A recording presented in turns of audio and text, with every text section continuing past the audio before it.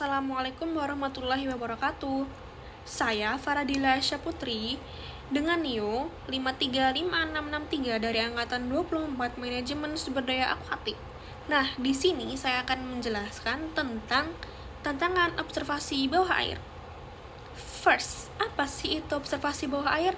Nah, observasi bawah air adalah kegiatan pengamatan langsung maupun tidak langsung yang dilakukan di dalam perairan, seperti laut, danau, sungai, waduk, dan tambak. Hal ini bertujuan untuk mempelajari sumber daya ikan, organisme lain, serta kondisi lingkungannya. Nah, observasi bawah air juga penting untuk dasar pengambilan keputusan dalam pengelolaan perikanan tangkap maupun budidaya. Serta data-data dari observasi mampu memberikan gambaran langsung mengenai jumlah, jenis, ukuran, perilaku, serta distribusi ikan di habitat aslinya. Nah, selanjutnya masuk ke tantangannya nih. Tantangan yang saya ambil itu ada 5. Yang pertama, ada teknis dan peralatan, lingkungan, keselamatan, sumber daya manusia, dan waktu dan biaya.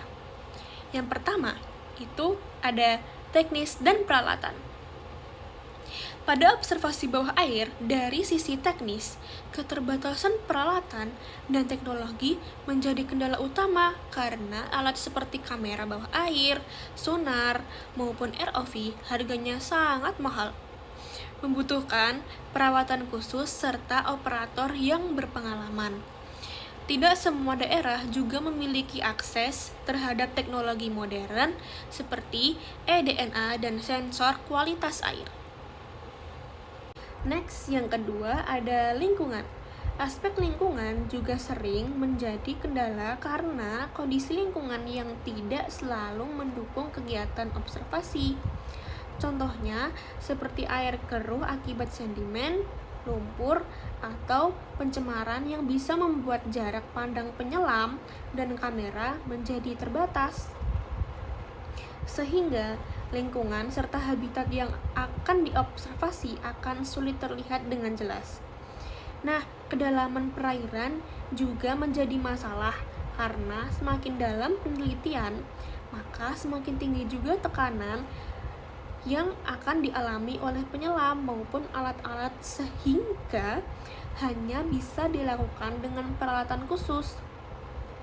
Selain itu, arus yang terlalu kuat juga dapat menyulitkan penyelam untuk tetap stabil selama pengamatan tertentu, bahkan dapat menyeret peralatan atau mengganggu posisi kamera bawah air.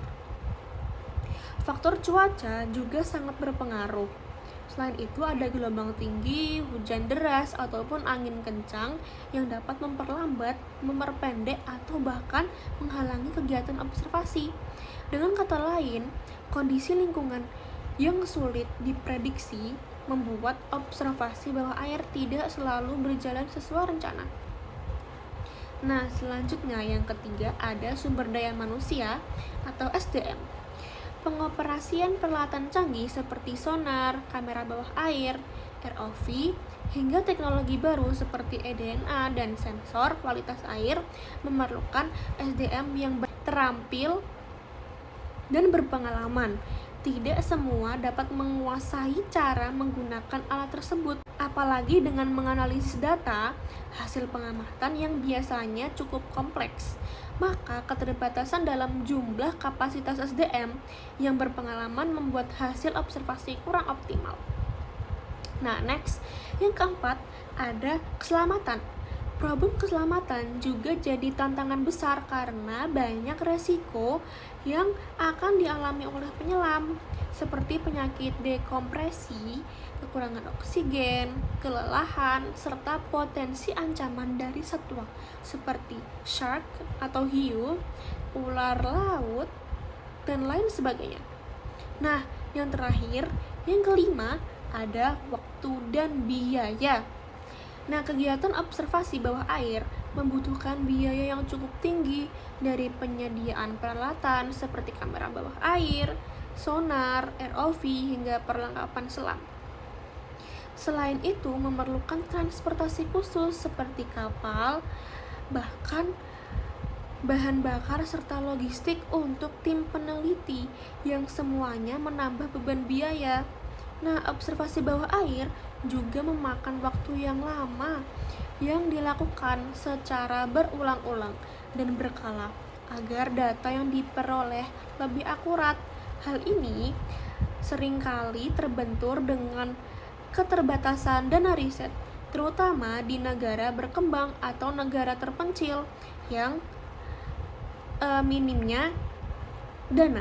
Oleh karena itu, aspek waktu dan biaya menjadi kendala yang cukup berat.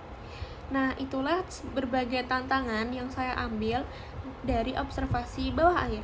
Terima kasih. Wassalamualaikum warahmatullahi wabarakatuh.